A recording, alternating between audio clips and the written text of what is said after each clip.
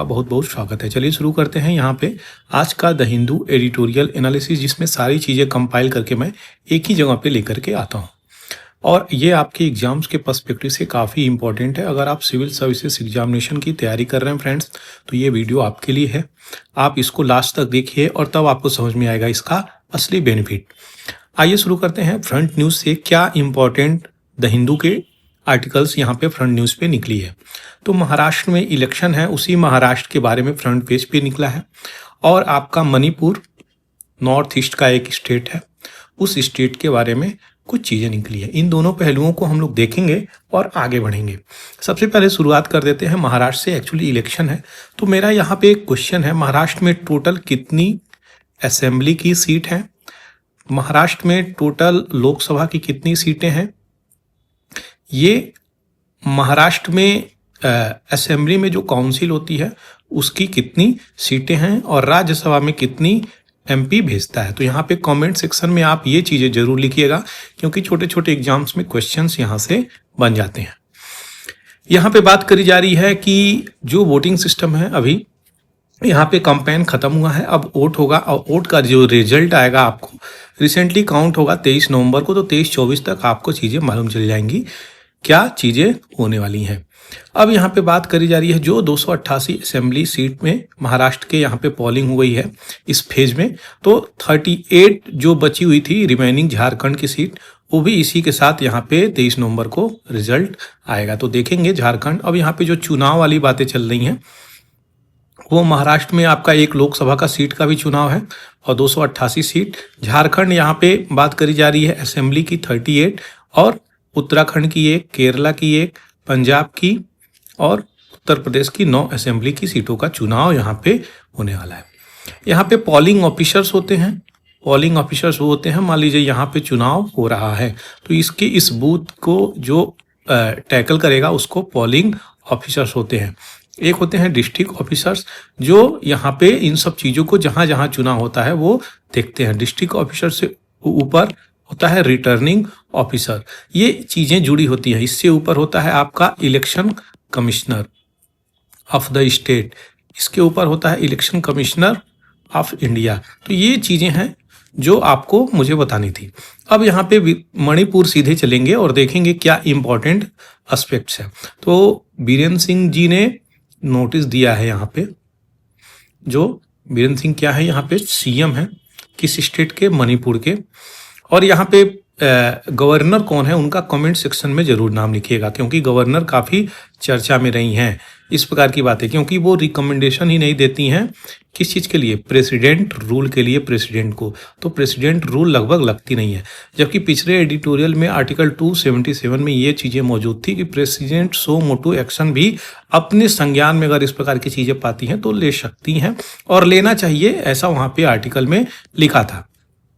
अब यहाँ पे बात आ रही है कि जो लेजिस्लेचर को नोटिस गई है कि वो मीटिंग अटेंड क्यों नहीं किए, इसलिए यहाँ पे ये नोटिस 11 लेजिस्लेटर यानी असेंबली के जो एमएलए होते हैं, मेंबर ऑफ लेजिस्लेटिव असेंबली, वो यहाँ पे गए। अच्छा, मेरा यहाँ पे भी क्वेश्चन है, मेंबर ऑफ लेजिस्लेटिव असेंबली कितने हैं ये मेंबर आपके मणिपुर में, और मणिपुर में कितनी लोकसभा की सीटें हैं टोटल, ये थोड़ा क्वेश्चंस मेरा आपसे है, ये भी जा करके देखिएगा। तो यहाँ पे उन्हीं सब चीज़ों की बात चली जा रही है। बात करी जा रही है एनपीपी की, जो नेशनल पीपुल पार्टी है कुणाल रंगमा की। ये actually party national party recently बनी थी। इस पार्टी के प्रमुख जो थे आपके मेघालय के सीएम साहब थे। तो ये अभी अपनी विड्रॉ कर रही है सपोर्ट, जो अलायंस गवर्नमेंट थी उससे सपोर्ट विड्रॉ कर रही है, लेकिन फिर भी कुछ अपने एमएलए को भी एनपीपी ने नोटिस भेजा हुआ है। तो कहीं अंदर की खिचड़ी पक रही है। सोचिए, अलायंस तो आप तोड़ने का बात कर रहे हैं, लेकिन फिर भी अपनी नोटिस पे अपने एमएलए को आप भेज रहे हैं, तो अंदर अंदर ही खिचड़ी कुछ और चल रही है। तो ये पूरी गाथा थी छोटी सी, सोचा आपको 1 सेकेंड में मैं थोड़ा सा बता दूँ। आगे बढ़ते हैं। मणिपुर का यही इलाका है जो बिष्णुपुर, जो काफ़ी दंगों से प्रभावित रहा है। नॉर्थ ईस्ट स्टेट की देखा जाए तो यहाँ पे मणिपुर, और यहाँ पे महाराष्ट्र जो आपका इलेक्शंस अभी चालू हो रहा है। इस इलेक्शंस में यही बातें कही जा रही हैं। ऑलमोस्ट 1000 करोड़ रुपए सीज किया गया है इलेक्शन गवर्नमेंट के द्वारा। तो इलेक्शन कमिश्नर के द्वारा इस प्रकार की चीज़ें करी गई हैं। जब भी इलेक्शंस होते हैं उससे पहले ही कोड ऑफ कंडक्ट यहाँ पे लागू होता है, जिसे हम हिंदी में आचार संहिता कहते हैं। तो आपको बहुत सारे रूल्स का फॉलो करना होता है। रिसेंटली एक वीडियो भी वायरल हुआ है कि वहाँ पे जो एक पार्टी के, मैं पार्टी का नाम नहीं लूँगा, तो पार्टी के लीडर थे, वो लीडर थे और उस पार्टी से जुड़े हुए थे। उन्होंने पैसे का डिस्ट्रीब्यूशन यहाँ पे किसी होटल में जाकर के किया था। तो ये सब भी इशू यहाँ पे निकलने को मिला है और वो काफ़ी वीडियो वायरल भी हुआ है। आगे बढ़ते हैं टॉपिक पे फ्रेंड्स। क्या क्या इंपॉर्टेंट चीज़ें हैं उसको जल्दी से कवर करेंगे, क्योंकि ये वाला एडिटोरियल काफ़ी अच्छे से मुझे समझानी है आपको। और इन्वायरमेंट का आज के देश में अगर हम बात करें तो ये आपका दिल्ली है। दिल्ली में पोल्यूशन लेवल एकदम पीक पे चल रहा है।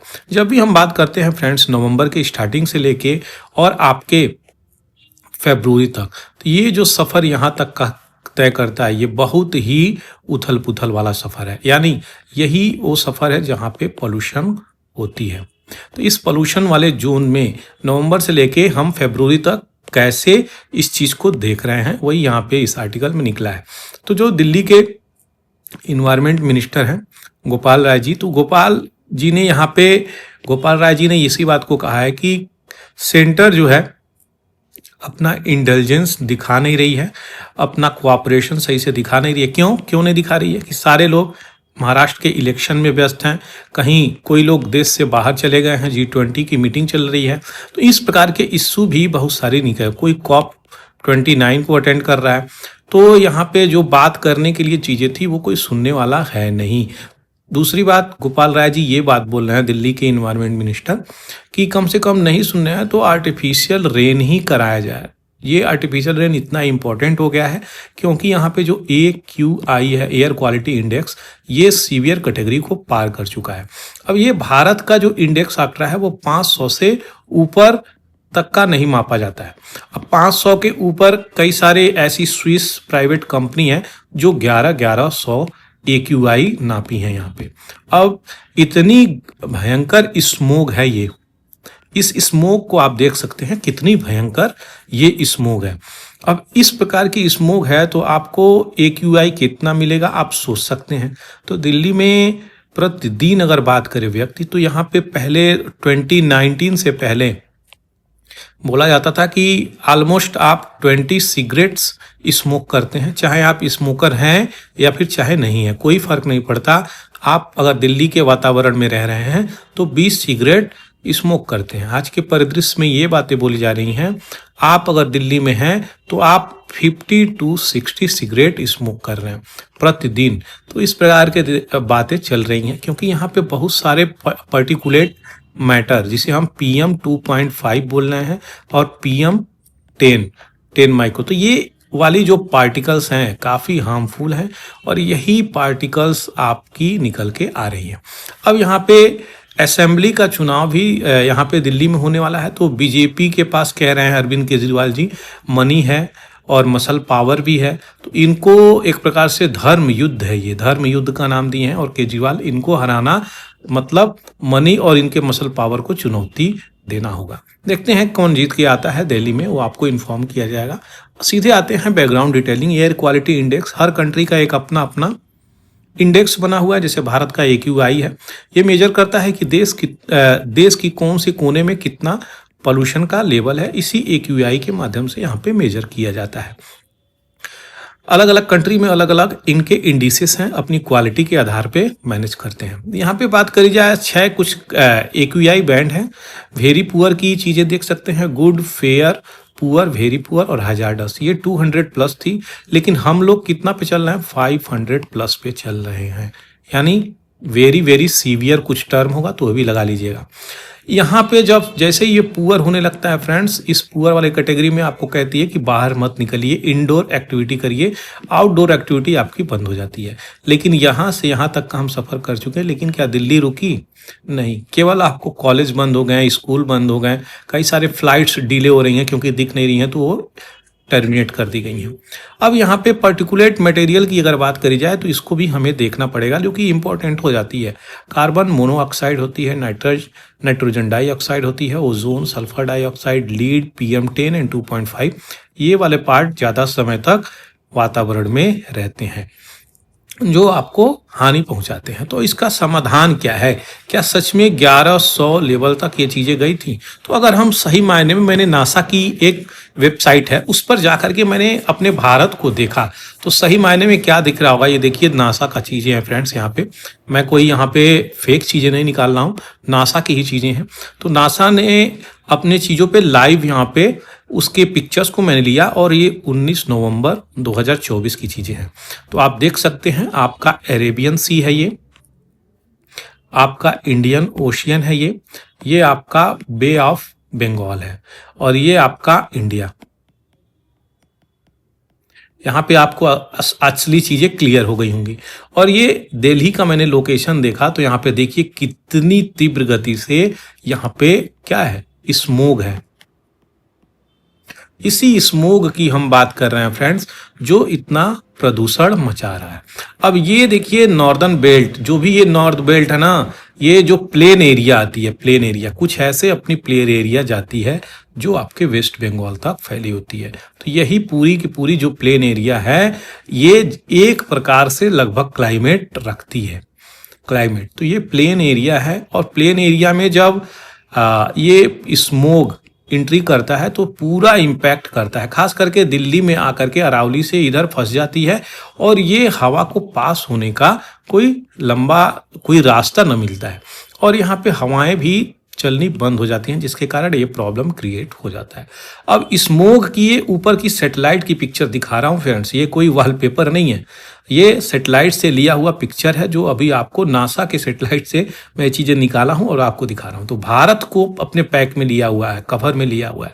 देखिए ये क्या, इस वाले पार्ट को क्या छोड़ दिया है, लेकिन सबसे ज़्यादा पार्ट यहीं पे पॉल्यूशन निकल के आ रही है।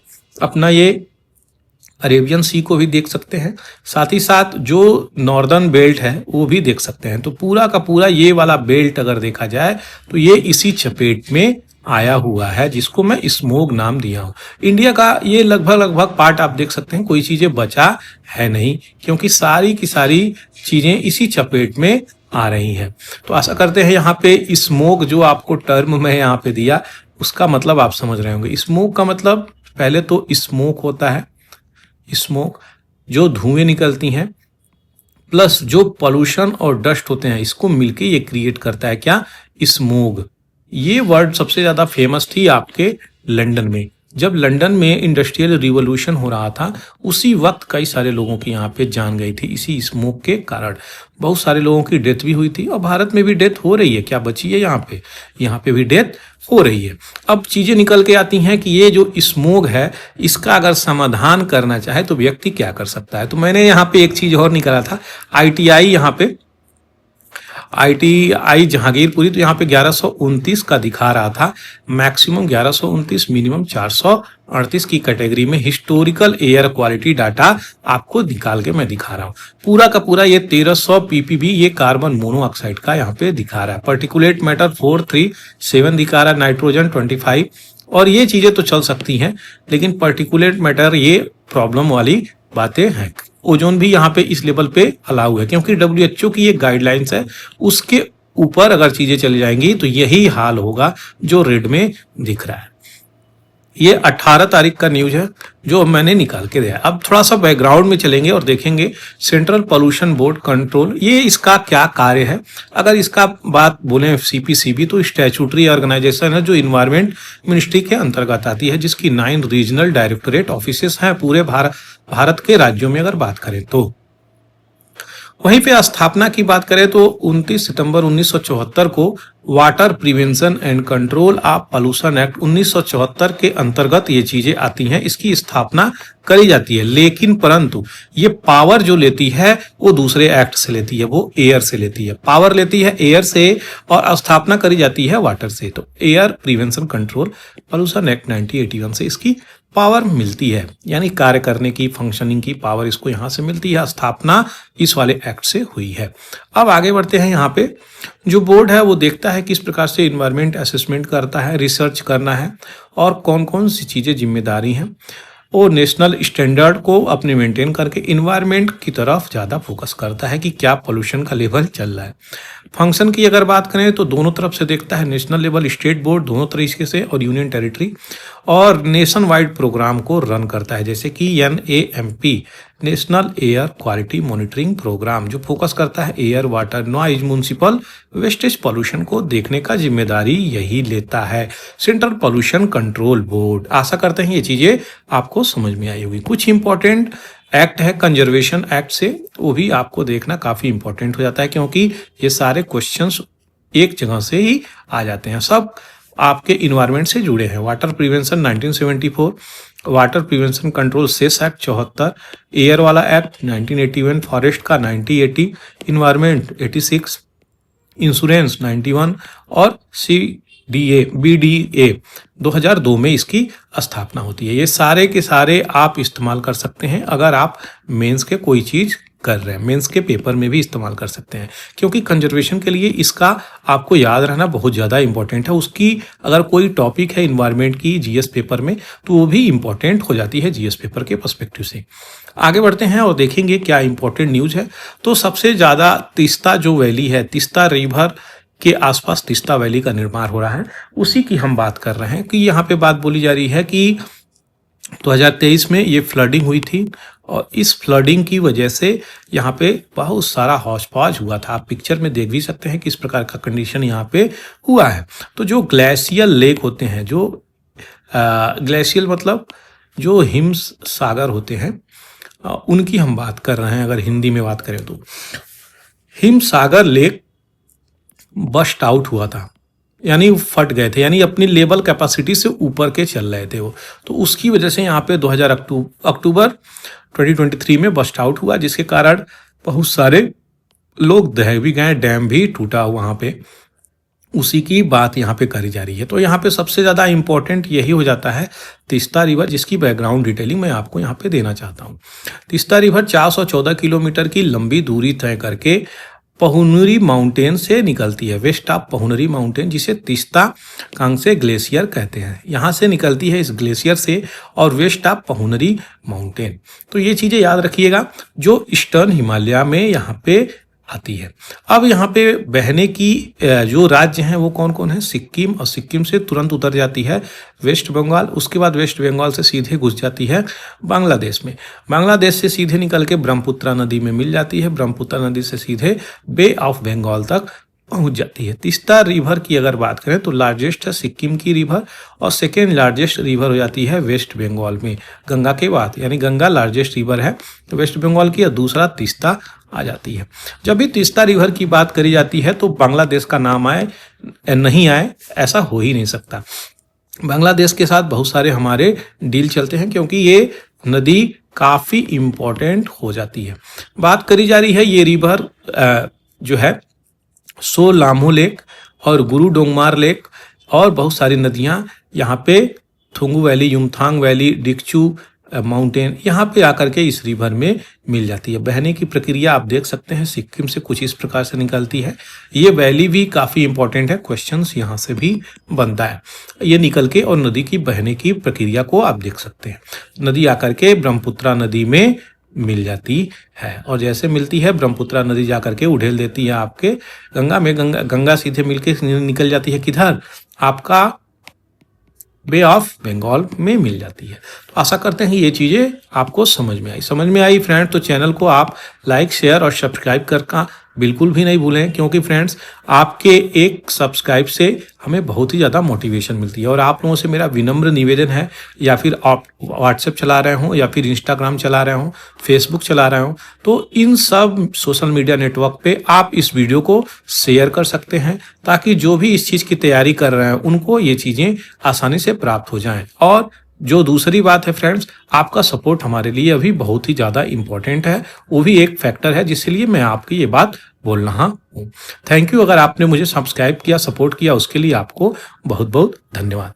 चलिए आगे बढ़ते हैं। यहाँ पे न्यू एडिटोरियल है, प्रेजेंट टैग में बात करी जा रही है दोस्तों भारत की जेल सिस्टम की। तो भारत की जो जेल सिस्टम की बात करी जा रही है उसमें ट्रैकिंग डिवाइस लगाने की बात करी जा रही है। किसके? तो ये जो भी प्रिजनर्स हैं, कैदी हैं, कैदियों को एक ट्रैकिंग डिवाइस पहनाई जाएगी और अगर उनको बेल मिलता है तो ये उस ट्रैकिंग डिवाइस से पता करेंगे कि जिस जोन में ये जा रहे हैं वो कहाँ पे हैं और जिस जोन में उन्हें अलाउ नहीं है क्या वो उस जोन में गए थे या नहीं, और ये ट्रैकिंग डिवाइस उनको निकालना नहीं है। अब यहाँ पे आपको बता दें, सबसे पहले इनिशिएटिव कोई लिया है तो उड़ीसा इस प्रकार की बातें कह रहा है, अभी प्रपोज कर रहा है कि इसका उपयोग करेगा और ये पायलट बेस्ड प्रोजेक्ट पे चलाया भी जा रहा है, मतलब एक लिमिटेड जगह पे चलाने का बात किया भी जा रहा है। लेकिन इश्यू क्या निकल के आ रही है? इश्यू निकल के आ रही है कि लोगों का जो राइट टू फ्रीडम है यहाँ पे वो कहीं हैम्पर होगा, राइट टू प्रिवेसी वो हैम्पर होगा। राइट टू प्रिवेसी आर्टिकल 23 में यहाँ पे आ रहा है। तो राइट टू प्रिवेसी की बात करी जा रही है फ्रेंड्स, जो काफी इंपॉर्टेंट हो जाता है। अब चीजें क्या निकल के आ रही हैं कि जो भी व्यक्ति यहाँ पे मान लीजिए उसको क्या आधार दिया जाएगा बेल का, क्योंकि भारत के अगर बात करें जेलों की तो कुछ इस प्रकार से परिस्थिति है, जेलों में जगह ही नहीं बची है कि उनको यहाँ पर ले जा करके हम किसी भी प्रकार से अरेस्ट करें या फिर उनको जेल में रखें। ये जेलों की कंडीशन है, देख सकते हैं आप किस प्रकार से लोग बैठे हैं, यहाँ पे सोने भर का जगह नहीं मिल रहा है सही से। ये है भारत का, इंडिया का जेल सिस्टम। तो कहीं ना कहीं प्रॉब्लम है। यहाँ पे लोग अगर जेल में है तो उनके यहाँ पे जो भी उनके जानने वाले लोग हैं आके मिल रहे हैं। इस कंडीशंस को अगर हम देखेंगे तो क्या निकल के आ रहा है? भारत के जेल सिस्टम को क्या रिफॉर्म नहीं होना चाहिए? अवश्य होना चाहिए, बिल्कुल होना चाहिए रिफॉर्म। और वो रिफॉर्म इस ढंग से होना चाहिए कि सबसे पहले जो है जो प्रिजनर्स के राइट हैं उसका हनन नहीं होना चाहिए। क्राउड को कम करने के लिए जो फास्ट ट्रायल है वो होना चाहिए, तभी जाकर के क्राउड होगा। छोटे छोटे जो पेटी क्राइम है उनको अगर पेटी क्राइम जैसे चोरी हो गया तो भी जेल में डाल दो, उसको ट्रैकिंग करना चाहिए। उस प्रकार की बातें बोली जा रही हैं, उन लोगों को हम क्या करेंगे? ट्रैक करेंगे। अगर कोई चोरी कर लिया, किसी से कोई झगड़ा हो गई, छोटा सा कॉन्फ्लिक्ट हो गया, लेकिन मर्डर और रेप वाले केस में, हीनियस क्राइम में यहाँ पे बात नहीं करी जा रही है कि उनको हम ट्रैकिंग डिवाइस करके बेल दे देंगे। इस प्रकार की बातें नहीं बोली जा रही हैं। ये बातें बोली जा रही हैं सीधे सीधे किसमें? ये बातें बोली जा रही हैं आपके जो हीनस क्राइम नहीं है, रेप और मर्डर की, ब्रूटैलिटी की, वो चीज़ें जिसमें नहीं है। अब छोटा सा चोर है, कोई पैसा चुरा लिया, कोई किसी से झगड़ा हो गया तो भी जेल में है, केस कर दिया। इस प्रकार की चीज़ें अगर चल रही हैं तो वो यहाँ से आपको निकालेगा। ये जो पॉलिसी निकल के आई है जिससे जेल की जो पॉपुलेशन है वो कम होगी। तो जेल में बहुत ज़्यादा भीड़ है फ्रेंड्स, और उसकी वजह से अगर कम होगी तब जाकर के सही प्रकार से ट्रायल चल पाएगा। क्योंकि यही यहाँ पे बात करी जा रही है, जो भी पार्लियामेंट्री स्टैंडिंग कमेटी है इस प्रकार को चीज़ को कॉस्ट इफेक्टिव डिवाइस यहाँ पे बता रही है और अप्रूव करने का भी बात कह रही है। तो देखेंगे हम किस हद तक चीज़ें चली हैं। लगभग 31 दिसंबर 2022 को अगर देखा जाए तो यहाँ पे क्या निकल के आया? लगभग 5 लाख से ऊपर लोग कंट्री में जेल में यहाँ पे आए हुए हैं 31 दिसंबर 2022 को। यह 131% की कैपेसिटी को अमाउंट कर रहा है, यानी 100% जो कैपेसिटी उससे भी ऊपर चले गए हैं। तो हमें ट्रैकर डिवाइस का उपयोग तो करना चाहिए, लेकिन यहाँ पे राइट्स का और लोगों के अधिकार का भी हनन न हो, वो भी एक कंसीडर करने वाला मुद्दा है। देखते हैं इसको किस प्रकार से चीज़ें लेके चली जाती हैं। जेल में स्पेस ही नहीं है, उसकी बातें करी जा रही हैं। चलिए आगे बढ़ते हैं। नए यहाँ पे पुतिन की ये काफ़ी इम्पोर्टेंट क्या बोले जाए इसको, ये अपना डॉक्ट्रिन की बात कर रहे हैं। डॉक्ट्रिन मतलब जो सिद्धांत होता है किसी भी चीज़ को लेके, जैसे इन्होंने न्यूक्लियर की जो सिद्धांत है उसमें अमेंडमेंट करने की बात कह दी है। अब इस आर्टिकल को अगर आपको मैं दिखाऊं तो इस आर्टिकल के साथ मैं ये एडिटोरियल भी कवर करूंगा और ये काफ़ी अच्छे से कवर करूंगा। अगर आप यहाँ पे पहली बार इस चीज को सुन रहे हैं तो भी आपको बहुत अच्छे से समझ में आएगी। मैं आपको यहाँ पे विश्वास दिलाता हूँ, ये एडिटोरियल अगर आप समझें तो कोई कंफ्यूजन नहीं होगा, क्योंकि ये मैं बहुत डिटेल में कवर करने वाला हूँ। सबसे पहले चलते हैं हम लोकेशन की तरफ, जो आपको दिखाएगा कि 1990 में लेके के चलते हैं। 1990 में अगर देखा जाए फ्रेंड्स, तो 1991 में 25 या 26 दिसंबर को यूएसएसआर का विघटन होता है। यूएसएसआर का विघटन होता है, जिसके कारण रसिया का निर्माण होता है 1991 में। अब ये विघटन से पहले का यूएसएसआर है, जिसे हम सोवियत यूनियन सोशलिस्ट रिपब्लिक कहते हैं। तो ये सोवियत स्टेट था, जिसमें कौन कौन से राज्य थे? कजाकिस्तान हो गई, उज्बेकिस्तान हो गई, तुर्कमेनिस्तान हो गई, अजरबैजान हो गई, अर्मेनिया हो गया, जॉर्जिया हो गया, यूक्रेन हो गई, मोल्डोविया हो गया, बेलारूस हो गया, ये सब, लातविया, ये सब कंट्री इसी के पार्ट थे, इसी के पार्ट थे। अब आपको मैं सीधे यहाँ पे ये बताऊंगा, यहाँ पे 1991 में विघटन होता है, और विघटन करने के बाद ये जो कंट्री हैं ये इससे टूट के निकल जाती हैं और कंट्री हो जाती है क्या? रसिया। इस कंट्री का निर्माण हो जाता है। अब इस कंट्री का जब निर्माण हो जाता है और ये कंट्री मुक्त हो जाती हैं किसके? जो रसिया से विघटन करके। ये पहले एक ही थे। आशा करते हैं आपको समझ में आया होगा ये जो मैं अभी आपको बता रहा हूं। तो ये कंट्री जो इससे विघटन होकर के 91 में, तो ये अपना संप्रभुता बना लेते हैं, यानी इससे टूट करके जो इसी के कभी हिस्सा रहा करते थे, अब टूट करके नया कंट्री बना लेते हैं। उसमें से एक कंट्री निकल के आती है यूक्रेन। अब आपको समझ में आएगा जो चीजें मैं बताऊंगा। अब थोड़ी सी अगर सही प्रकार से बातें करी जाए तो यूक्रेन बाउंड्री टच करता है बेलारूस से, पोलैंड से, स्लोवाकिया से, हंगरी से, रोमानिया से, मोल्डोवा से, और रसिया से तो करता ही है। तो रसिया के कुछ जो पार्ट हैं आपको समझना पड़ेगा। ये लुमान्स्क और कैस्की, ये सब सिटी हैं कुछ इंपॉर्टेंट जो आपको पता होना चाहिए। खार्किव रीजन और आपका कीव, इसकी कैपिटल, ये इसके सिटी हैं। और नाइपर एक रिवर है, ये नाइपर रिवर है जो ऐसे निकल के आ रही है, नाइपर रिवर, ये रिवर है, काफी इंपॉर्टेंट है रिवर। यहां से क्वेश्चंस पूछा है इसलिए मैंने आपको बता दिया। सी ऑफ अजेब यहाँ पे है, ये कर्च स्ट्रेट है जो दो लैंड को जोड़ता है पतला से। और उसके बाद आता है ब्लैक सी। ये तो हो गई ज्योग्राफिकल लोकेशन जो आपको मैं बताया। अब हम चलेंगे एडिटोरियल पे, क्या वो चीजें कह रहे हैं। तो आर्टिकल को यहाँ पे अगर समझें तो सीधे रसिया ये कह रहा है कि जो भी यहाँ पे यूएस के मिसाइल दिए जा रहे हैं यूक्रेन को, और यूक्रेन जो है सीधे टारगेट कर रहा है रसियन आर्मी को, तो ये चीजें अब नहीं चलेगी। और जो भी बड़ा हमला एयर स्ट्राइक करने का बात चल रहा है कि रसिया पे एयर स्ट्राइक करेंगे, तो यहाँ पे अगर कोई भी एयर स्ट्राइक रसिया पे हो रहा है तो जो कंट्री इसको सपोर्ट कर रही है यूक्रेन को, उस पे भी हम टारगेट करेंगे और इसको ज्वाइंट ऑपरेशन मानेंगे, ज्वाइंट अटैक बोला है। और ये 1000 दिन पूरा हो जाने पे ये आर्टिकल आया है, काफ़ी इंपॉर्टेंट है। अगर यूक्रेन के युद्ध की शुरुआत करें तो फरवरी 24, 2022 से शुरुआत हुआ है, और जो बिडेन जाने का समय आ गया इनके, और डोनाल्ड ट्रंप का रूल आने वाला है। तो देखेंगे किस हिसाब से ये चीजें चलेगी। नाटो की बात करी जा रही है और नाटो को लेकर के कई सारे इश्यू निकल के आ रहा है। जब बात आ रही है नाटो की तो इसकी भी बैकग्राउंड आपको देना आवश्यक हो जाता है। नाटो एक ऐसा ग्रुप होता है फ्रेंड्स जिसमें इंटर गवर्नमेंटल मिलिट्री अलायंस बनाई जाती है। याद रखिएगा, इंटर गवर्नमेंटल, कई सारे देशों की यहाँ पे आर्मी कार्य करेगी मिलके।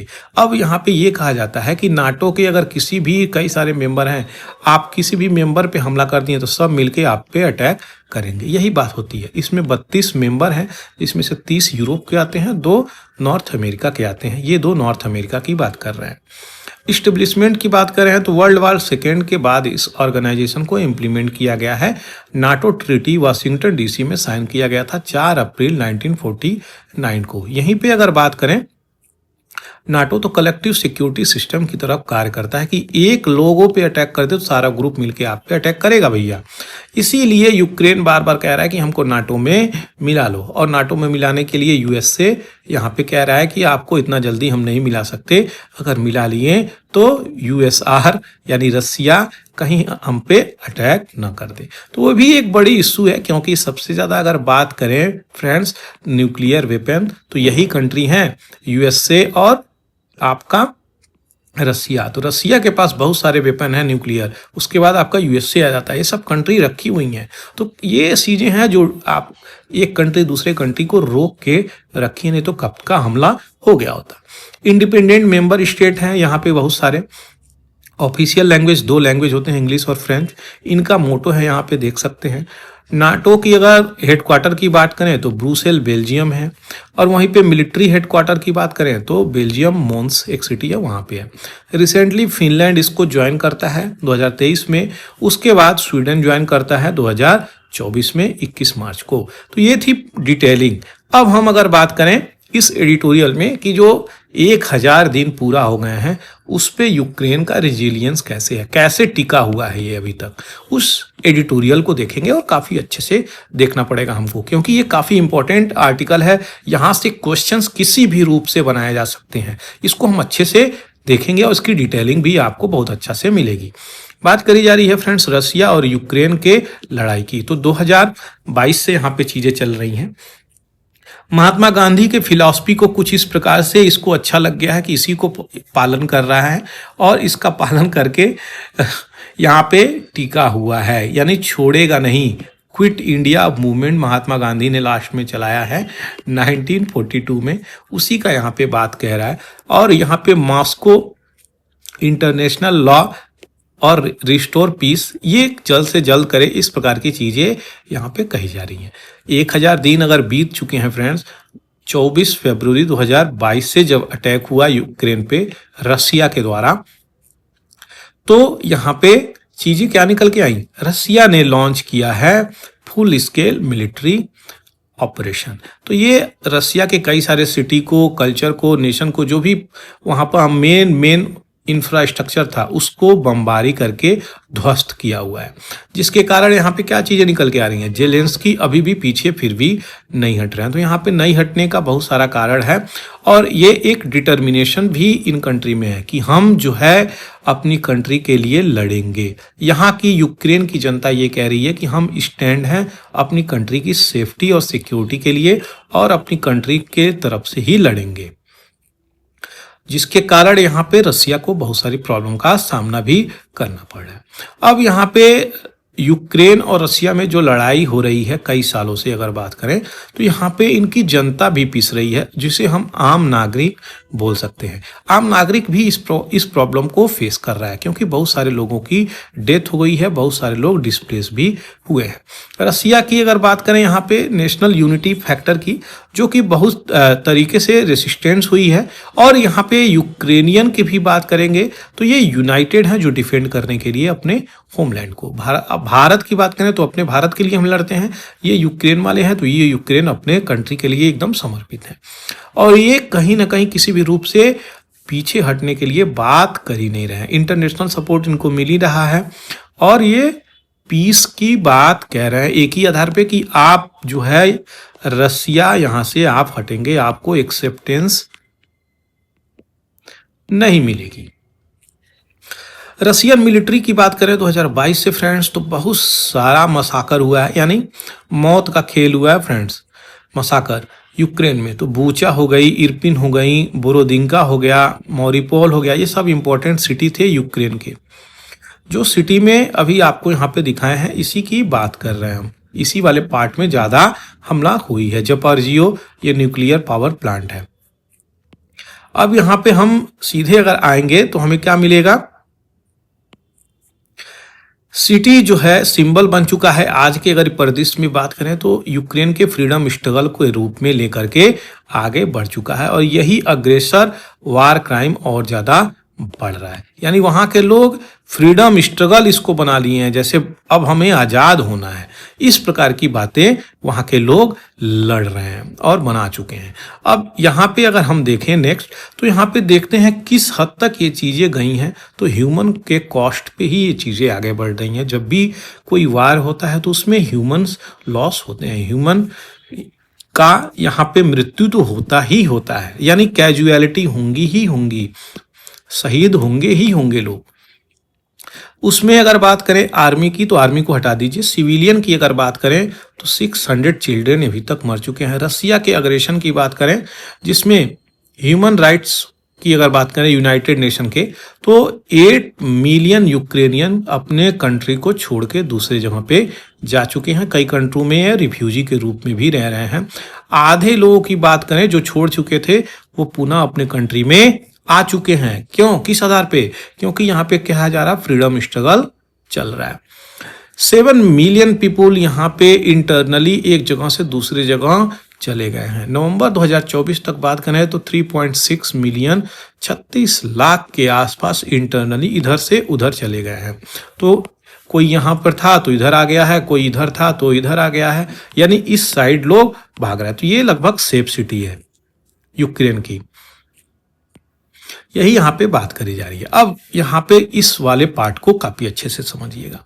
1000 बीत गया है तो यहाँ पे 2500 यूक्रेनियन कैदी और सिविलियन सक्सेसफुली यहाँ पे रिटर्न हो गए हैं एक्सचेंज में, यानी रसिया ने इनको दिया है, चलो भैया जाओ आप। क्योंकि कभी ये पार्ट थे किसके, रसिया के ही तो पार्ट थे। तो यूक्रेन में भी ऐसे बहुत सारे लोग हैं इस पार्ट में जो रसिया के सपोर्ट में हैं, लेकिन इस वाले पार्ट में, अब यहाँ पे मैप में आपको दिखाऊंगा तो अच्छे से आपको समझ में आएगा फ्रेंड्स, क्योंकि ये काफी अच्छी वाली एडिटोरियल है। ये वाले पार्ट प्रो यूरोपियन है, यूरोप को सपोर्ट करते हैं, और ये वाला पार्ट जो है प्रो रशियन है। और ये वाला पार्ट तो यहाँ पे इसकी कैपिटल है यूक्रेन की कीव। अब यहाँ पे यही कसम कसल है, कुछ लोग ऐसे डिमांड रखते हैं, कुछ लोग इधर की डिमांड रखते हैं कि हमें इसमें जाना है, इसमें जाना है। यही सारी बातें यहाँ पे निकल के आ रही हैं।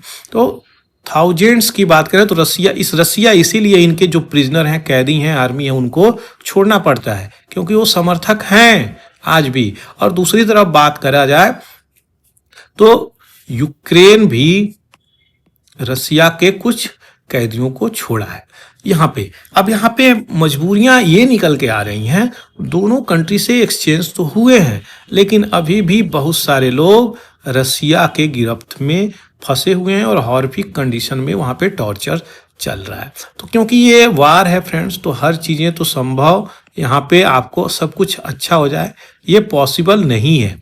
रसिया की अगर बात करें तो लगभग 20,000 यूक्रेनियन चिल्ड्रन को डिपोर्ट किया है, भेजा है, और रियल फिगर इससे भी ज़्यादा हाई हो सकता है। इंटरनेशनल क्रिमिनल कोर्ट की अगर बात करें तो हिस्टोरिक अरेस्ट वारंट निकला है रसिया के जो प्रेसिडेंट हैं व्लादिमीर पुतिन की बात करें तो आप लोग जानते ही हैं, जब यहाँ पे वार की बात आती है जेलेंस्की और पुतिन के बीच में, तो जेलेंस्की के साथ यूएसए खड़ा है।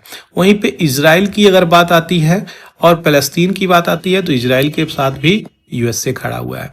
अब यहाँ पे इन दोनों कंट्री में वार हो रहा है, यूएस में और किसमें, रसिया में। तो यहाँ पे यूक्रेन नहीं लड़ रहा है, यहाँ पे सीधे सीधे यूएसए लड़ रहा है, क्योंकि आर्म्स एंड इम्यूनिशन कौन दे रहा है, हथियार की सप्लाई, बड़ी बड़ी missile, drones, unmanned aerial vehicle कौन दे रहा है, तो वो आपका यूएसए ही दे रहा है। किसको, यूक्रेन को। यहाँ पे अनलॉफुल डिपोर्टेशन हुई है यूक्रेन में चिल्ड्रन की, जो व्लादिमीर पुतिन के इन्वॉल्वमेंट से ये चीजें हुई हैं।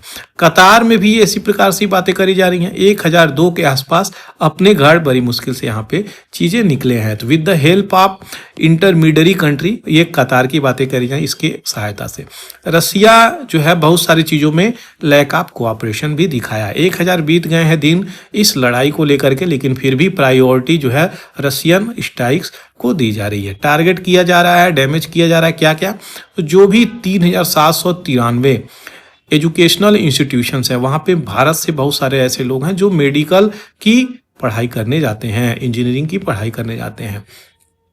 1714 मेडिकल इंस्टीट्यूशन, जो कि पहले ही मैं आपको अभी बता रहा था। 2100 यहाँ पे ऑब्जेक्ट्स ऑफ कल्चरल इंफ्रास्ट्रक्चर को डैमेज किया गया है। म्यूजियम हो गई, लाइब्रेरी हो गई, थिएटर हो गई, हिस्टोरिकल मॉन्यूमेंट हो गए, उनके कल्चरल एस्पेक्ट को टारगेट कर रहा है रसिया। ये चीजें याद रखिएगा। अब एस्टिमेट वर्ल्ड बैंक यहाँ पे क्या दे के आ रहा है कि जो टोटल इकोनॉमिक लॉसेस है यूक्रेन की, वो $400 बिलियन क्रॉस कर चुकी है। वहीं पे बात करी जाए कि इंफ्रास्ट्रक्चर की जो रिक्वायर्ड है 500 बिलियन यहाँ पे, क्योंकि यहाँ पे जो चीजें बमबारी में टूटी हैं तो उसको बनाना भी तो पड़ेगा। दूसरी तरफ बात करी जा रही है जो टेरिटरी है वो 35 बिलियन के अराउंड यूक्रेन जो फेस कर रहा है चैलेंज सेंचुरी, वो अब रिपेयर कैसे होगा उसकी कॉस्ट भी यहाँ पे बताई जा रही है। तो ऑलमोस्ट इस टेरिटरी को अगर देखा जाए तो रीबिल्ड कैसे होगा, क्योंकि बहुत सारा पैसा लगेगा, मैन पावर लगेगा, इंफ्रास्ट्रक्चर तैयार अब करना पड़ेगा। पता नहीं कितने साल दोनों कंट्री पीछे चले गए हैं। तो ये वार जो है ये यूरोप में अभी तक का लंबा खींचने वाला है वर्ल्ड वार के बाद से। और अभी तक 2022 से अगर बात करें तो 24 खत्म हो गया है। 24 खत्म हो गया है तो अभी तक ये चीजें चली रही हैं। कुछ दिन बचे हैं 24 के। रीबिल्ड द कंट्री की बात करी जा रही है यहाँ पे कि जो भी डिस्ट्रॉय हो गई है टेरिटरी उसको सही प्रकार से हम लेकर के चल सकते हैं और अपना deepest gratitude humanitarian add financial और मिलिट्री को यहाँ पे देना चाहिए। जाहिर सी बात है इसके पीछे नो विन अग्रेसर अब निकल के आ रहा है। कोई ऐसा चीज नहीं है कि आप रसिया हैं तो आप जीत जाएंगे, आप यूक्रेन हैं तो आप जीत जाएंगे। यहाँ पे पीसा कौन जा रहा है? सिविलियन। पीसा कौन जा रहा है? Military force. पीसा कौन जा रहा है? यहाँ के लोग जो यहाँ पे रहते हैं, कॉमन पीपल। तो मैंगो पीपल, लेमैन पीपल, कुछ भी कह लीजिए, यही लोगों को परेशानी है। ये अपनी कंट्री को छोड़ करके दूसरी कंट्री में जा रहे हैं, एक जगह से दूसरे कंट्री में जा रहे हैं, जिसके कारण यहाँ पे वार रिफ्यूजी भी कहे जा रहे हैं। तो यहाँ पे कौन जीत के आया? अब यहाँ पे हाल देखेंगे रसिया जैसी कंट्री का, जो इतना बड़ा लंबा अटैक और वार को अपने साथ लेकर के चल रहा है, तो उसका क्या कुछ लॉस हो रहा है? तो जाहिर सी बात है इस एडिटोरियल में आपको वो चीजें मिलने वाली हैं। अब देखा जाए जो फुल स्केल एग्रेशन निकल के आ रहा है मिलिट्री पावर की, तो यहाँ पे न्यूक्लियर स्टेट तो है ही, जो 25 टाइम्स बिगर है यूक्रेन से। रसिया की बात करें तो लगभग 7 लाख से ऊपर की मिलिट्री पर्सोनल यहाँ पे खो चुकी है, जिसमें घायल और मारे गए हैं दोनों तरफ से। तो 7 लाख नंबर बहुत बड़ा होता है। इसी कारण इसकी वजह से इसको मिलिट्री पर्सोनल की जरूरत हो गई थी, जिससे इंडिया से लोग भी गए थे और भी बहुत सारी कंट्री से लोग यहाँ पर जाकर के जॉब किए थे।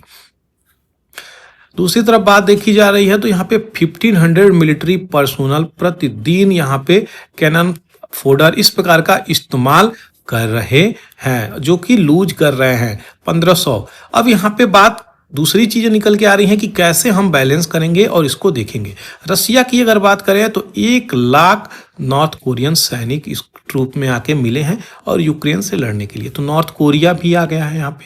नॉर्थ कोरिया क्या है? नॉर्थ कोरिया को कुछ भी नहीं चाहिए, वो सीधे यूएसए के अगेंस्ट में खड़ा हो जाता है, चाइना के सपोर्ट में खड़ा हो जाता है। क्यों? क्योंकि वो न्यूक्लियर पावर कंट्री है और इसको सपोर्ट देने के लिए रसिया आ जाता है, चाइना आ जाता है। तो भैया ठीक है, वही सपोर्ट यहाँ पे चल रहा है। 1000 दिन बीत गए हैं, लेकिन रसिया के कितने टैंक तबाह हुए हैं? लगभग 9000 plus, 19000 armoured fighting vehicle, 20,000 plus artillery system, 1200 plus multiple rocket launcher, 1000 के आसपास air defence system, 369 aircraft, 329 helicopter, 19,000 operational tactical UAV unmanned aerial vehicle और 28 के आसपास शिप और 1 सबमरीन। इतनी ज्यादा 29,000 के आसपास ऑक्सिलरी व्हीकल जो सहायक होते हैं। उसके बाद फ्यूल टैंक, 3655 के आसपास स्पेशलाइज्ड इक्विपमेंट। तो ये सब खत्म हुए हैं किसके? रसिया के। ये कितना बड़ा लॉस है आप समझ सकते हैं, बिलियंस का लॉस है रसिया की। तो रसिया की अगर इतनी बड़ी लॉस हो रही है फ्रेंड्स, तो इस लॉस को मैं ये कहना चाहूँगा कहीं ना कहीं रसिया की जो इकोनॉमी है वो हैम्पर होगी नहीं, हो चुकी है। अब यहाँ पे तो सपोर्ट यूक्रेन को किसका मिल जा रहा है? यूएसए को। यूएसए इसको बैकिंग कर दे रहा है। इसको बैकिंग करने के लिए कौन है ये बताइए।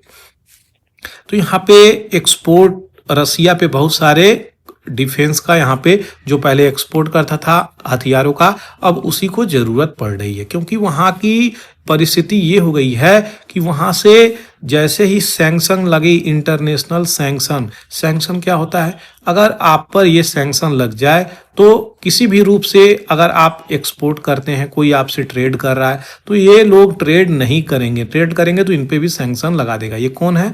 यही यूएसए कार्य करता है।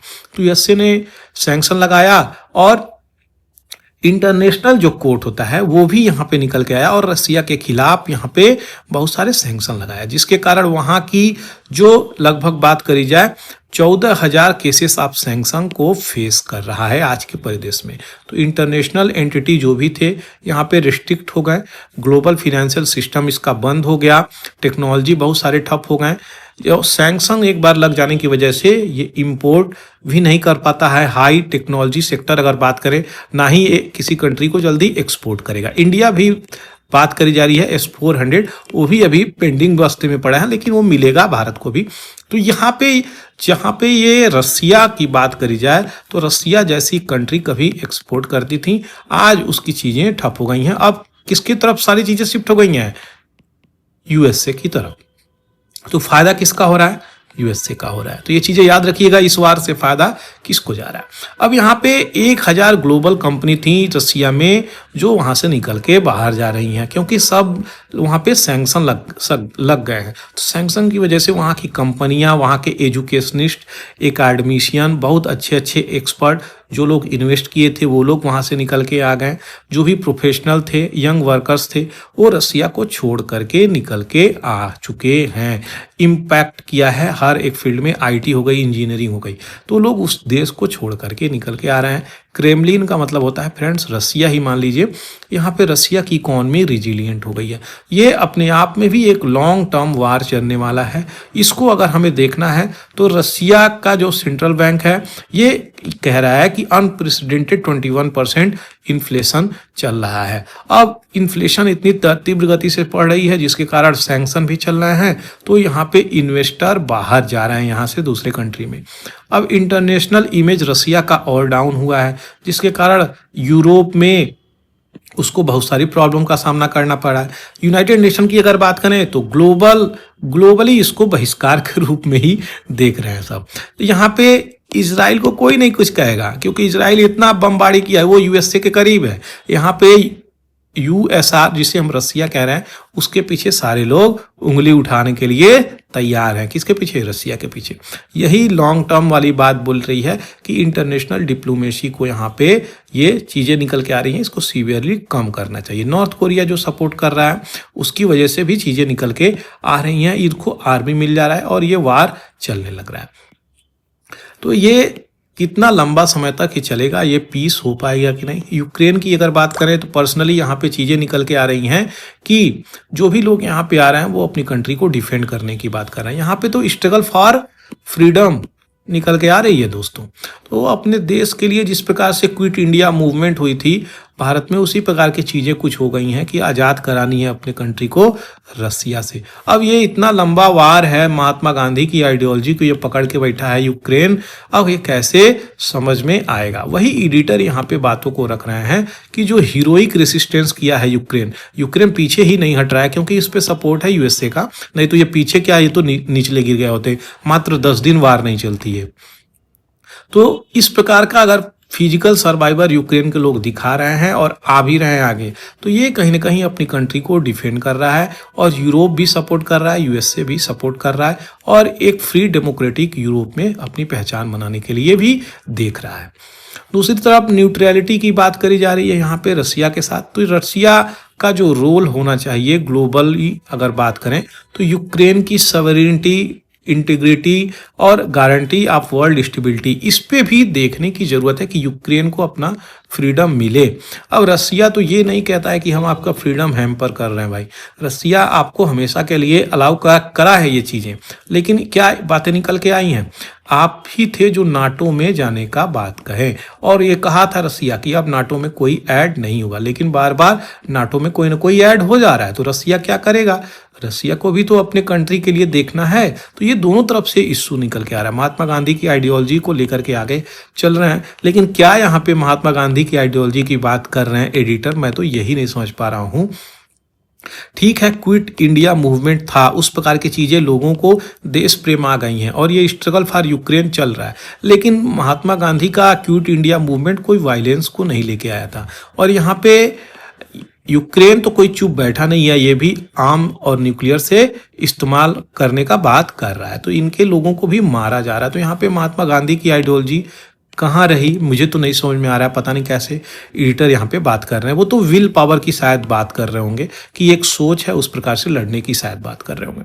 अब यहाँ पे बात करी जा रही है जस्टिस पीस की, तो ये बिना किसी शक के यहाँ पे रसिया और यूक्रेन में चीजें चल रही हैं। अगर समाप्ति चाहिए तो कहीं ना कहीं इस प्रकार की चीजें करनी पड़ेगी और इसको विड्रॉ करना पड़ेगा अपने ट्रूप्स को, तब जाके रिस्टोर हो पाएगा पीस प्रोसेस। तो फ्रीडम फ्रॉम अग्रेशन, यहाँ पे यूक्रेन ये चीजें लड़ रहा है और यहाँ पे रसिया को इस चीज को समझना पड़ेगा, इंटरनेशनल लॉ की कद्र करनी पड़ेगी, तब जाकर के चीजें सफल होंगी। आशा करते हैं फ्रेंड्स जो भी चीजें यहाँ पे आपको मैं बताया वो आपको बैकग्राउंड डिटेल के साथ समझ में आया होगा। समझ में आया है फ्रेंड्स तो आप इस चैनल को सब्सक्राइब कर सकते हैं। साथ ही साथ अगर आप नए हैं तो इस सोशल मीडिया नेटवर्क पे इस वीडियो को ज्यादा से ज्यादा शेयर कर सकते हैं, इससे हमें बहुत मदद मिलेगी।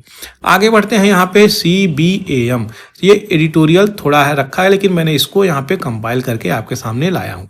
CBAM क्या है? यूरोपियन यूनियन का ये यूरोपियन यूनियन का कार्बन बॉर्डर एडजस्टमेंट मैकेनिज्म है। ये कौन सा मैकेनिज्म है हम यहाँ पे समझेंगे और समझ के सीधे आगे बढ़ेंगे, क्योंकि बहुत डिटेलिंग में मैं कवर कर चुका हूँ पिछला एडिटोरियल।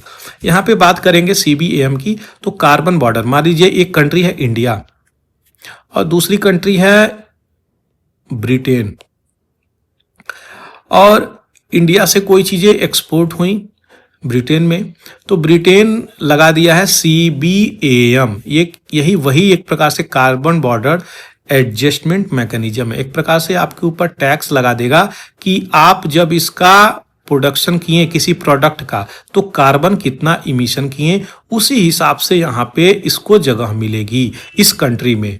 अब देखिए इस प्रकार की चीजें मिलेंगी तो हमारा क्या होगा, हमारा एक्सपोर्ट ही घट जाएगा, हमारा एक्सपोर्ट घट जाएगा, क्योंकि हम डेवलपिंग कंट्री हैं। तो भारत भी इस प्रकार की चीजें ले सकता है, वो EBA लगा सकता है। वो क्या है, तो EBA भारत अगर लगाया किसी भी रूप से, तो मान के चलिए अगर हम बात करें यूरोप जैसी कंट्री, तो यहाँ पे हम रिटेलिएशन मेजर ले सकते हैं।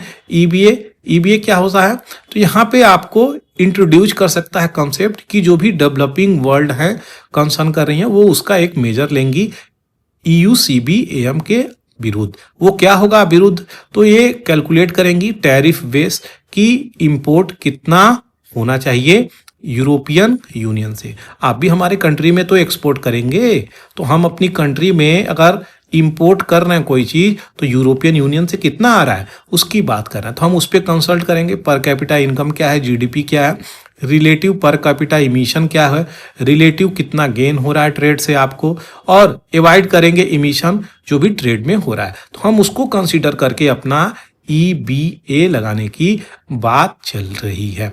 यहाँ पे United nation framework convention on climate change ये कहता है कि वो कंट्री कंसीडर नहीं करी जाएगी। मान के चलिए अगर यहाँ पे प्रोडक्ट हम कोई चीज बनाते हैं, तो हम अपने कंट्री में कितना पोल्यूशन कर रहे हैं ये कंसीडर नहीं होनी चाहिए अगर एक्सपोर्ट हो रहा है, तो यही ये फ्रेमवर्क बोलता है। लेकिन यहाँ पे अब CBAM लेके आए हैं यूरोप, देखते हैं आगे क्या होता है। इनका सारी चीजें चालाकी धरी रह जाएंगी इंडिया के खिलाफ। आगे बढ़ते हैं फ्रेंड्स, डोनाल्ड ट्रंप की बातें चल रही हैं, टैरिफ यहाँ पे इम्पोज बहुत सारा हो रहा है। चाइनीज अगर कोई चीज इंपोर्ट करे, तो क्या ये अच्छा आइडिया है? यही ट्रिगर करेगा ग्लोबल ट्रेड वार। US के प्रेसिडेंट तो अब बदलने वाले हैं, डोनाल्ड ट्रंप इलेक्ट होके आ चुके हैं, तो यहाँ पे इनकी अपॉइंटमेंट लगभग जनवरी में, हमेशा 20 जनवरी को होती है, ऑलमोस्ट 20 जनवरी को ही होती है। तो यहाँ पे इम्पोज किया जाएगा टैरिफ 60% जो भी चाइनीज इंपोर्ट कर रहा है, क्योंकि ह्यूज ट्रेड डेफिसिट है US में। तो चाइना का जो मैन्युफैक्चरिंग सेक्टर है बहुत अच्छा तरीके से बूस्टअप हो गया है। दूसरी तरफ इम्पोजिशन करेंगे टैरिफ US यूएस में, और तो चाइना क्या छोड़ेगा, चाइना भी इस प्रकार की चीज़ें करेगा। तो चाइना और अदर कंट्री ये कहीं ना कहीं यूएस के टैरिफ से डरे हुए हैं, और ये यूएस के टैरिफ इसीलिए चल रहा है क्योंकि वहाँ की चीज़ें आगे बढ़ें, दूसरे कंट्री की चीज़ें नहीं। तो एक प्रकार से फिर से वही एरा आ रहा है, प्रोटेक्शनिज्म वाली पॉलिसी जो डोनाल्ड ट्रंप चलाए थे। प्रोटेक्शनिज्म क्या है, अपनी चीज़ों को प्रोटेक्ट करो, अपने लोगों को प्रमोट करो, अपने यहाँ के प्रोडक्ट को आगे बढ़ाओ, इसी को प्रोटेक्शनिज्म थ्योरी बोलते हैं। ग्लोबली ट्रेड की बात करी है उनके कंट्री के प्रोडक्ट की, तो अमेरिकन गुड्स इस तरफ से ट्रिगर करेगा, तो ये कहीं ना कहीं ग्लोबल ट्रेड वार को दर्शा रहा है। आगे बढ़ते हैं फ्रेंड्स, बहुत आज ज़्यादा समय लग गया। COP29 की बात करी जा रही है जो अजरबैजान के बाकू सिटी में हो रही है। तो यहाँ पे ह्यूज कॉस्ट पे करने पड़ेंगे G20 नेशन को, खास करके डेवलपिंग नेशन को। इंडिया इस प्रकार का क्लेम कर रहा है। नेक्स्ट अगर बात करी जाए तो दो लोगों को Indira Gandhi peace prize award मिला हुआ है, जिनका नाम डैनियल बॉर्बिम है और अली आबू आवद। ये जो पर्सनालिटी है अली आबूद आवद, ये आपके फलस्तीन से निकल के आते हैं, जिनको एक प्रकार से पीस एक्टिविस्ट कहा जाता है। कहाँ का, फलस्तीनियन का। तो इनको अवार्ड मिला रहा है Indira Gandhi peace prize award. दो लोगों का नाम काफ़ी इंपॉर्टेंट है, याद रखिएगा। G20 की समिट अभी रिसेंटली रियो डी जेनेरियो में हुआ था, जो ब्राज़ील में है फ्रेंड्स। तो ब्राज़ील कहाँ पे है आप देख सकते हैं, ब्राज़ील एक कंट्री है, ये अमेजोन रिवर, इसकी ट्रिब्यूटरी बहुत सारी हैं, और ये रियो डी जेनेरियो है जहाँ पे G20 का मीटिंग है। तो लोकेशन काफ़ी इंपॉर्टेंट हो जाता है देखना। अब बात करी जा रही है यहाँ पे कुछ इंपॉर्टेंट चीज़ें। तो इंडिया जो है G20 मीटिंग में पहुँचा है, और G20 मीटिंग जो ब्राज़ील में हो रहा है, ब्राज़ील में बहुत सारे लीडर से बातचीत निकल के आ रही है। देखते हैं यूके के जो यहाँ पे प्राइम मिनिस्टर हैं स्टारमर, यहाँ पे वो इंडिया के जो ट्रेड वाले रिलेशन है उसको किस तरीके से आगे निकल के लाते हैं, क्योंकि बहुत सारी कॉन्फ्लिक्ट निकल के आई है CBAM से, अभी रिसेंटली आपको मैं बताया। यहाँ पे अगर देखें तो ये इंडिया और चाइना का इशू है, जो यहाँ पे दोनों लोग मिल गए। ये प्लेटफॉर्म G20 पे मिलते हैं हम लोग, हम संघाई कोऑपरेशन पे हम लोग मिलते हैं। इस प्रकार की चीज़ें हम कहीं ना कहीं मिलते ही हैं, ब्रिक्स में मिलते हैं, बहुत सारे ऐसे प्लेटफॉर्म पे अगर हम मिल रहे हैं तो चीज़ें ये हम एक स्टेप से अगले स्टेप तक पहुंच सकते हैं, यानी मैटर को रिजॉल्व कर सकते हैं। वही बातें करी जा रही हैं जयशंकर प्रसाद जी के द्वारा, और इनके काउंटर पार्ट जो यहाँ पे वांग यी यहाँ पे रियो डी जेनेरियो में मीटिंग में बता रहे हैं। तो कह रहे हैं कि जो बॉर्डर की सिचुएशन है वो बहुत हद तक रिजॉल्व हो रही है, हम अपने अपने ट्रूप्स को यहाँ पे खींच रहे हैं, और ये ग्लोबल स्टेज नए तरीके से, नए तौर तरीके से आगे बढ़ने के लिए तैयार है। लेकिन सही मायने में अगर देखा जाए तो बहुत सारे इशू को अपने इंडिया जो है वो लद्दाख वाले रीजन की बात करें, अरुणाचल वाले रीजन की बात करें, तो वहाँ पे अभी भी ऑक्युपाइड बहुत सारे प्लेस हैं, उसको हम छोड़ करके आगे बढ़ने के लिए तैयार हो चुके हैं। तो देखते हैं कि इस प्रकार से आगे चीज़ें चलती हैं, सारी डिटेलिंग देखेंगे। बात करी जा रही है सस्टेनेबल डेवलपमेंट की गोल की, तो यहाँ पे कुछ इस प्रकार से 17 सस्टेनेबल डेवलपमेंट गोल हैं जो क्लाइमेट एक्शन 13 में आते हैं। इसी की बात चल रही है COP29 जो अभी आपको मैं बताया। G20 की कुछ कंट्री यहाँ पे हैं जो यहाँ पे देख सकते हैं टोटल, और इसमें अफ्रीकन यूनियन को ज्वाइन किया गया था दिल्ली में जब G20 यूनियन हुआ था। अफ्रीकन यूनियन को जब ऐड किया गया तो उसकी डिटेलिंग भी जरूरत हो जाती है। इसमें 55 मेंबर हैं, स्थापना 2002 में होती है, उस समय इसको ऑर्गेनाइजेशन ऑफ अफ्रीकन यूनिटी बोला जाता है 1963 से 1969 तक। ये एडिस अबाबा के इथियोपिया में इस प्रकार की इंडिपेंडेंट मीटिंग होती है, और ये गाइड करेगी अपनी फिलॉसफी से, अपने कल्चर से, ट्रेडिशन से, ये सारे लोगों को एक करके रखेगी। यही इसका कल्चर और कॉमन हेरिटेज को प्रिजर्व करना है।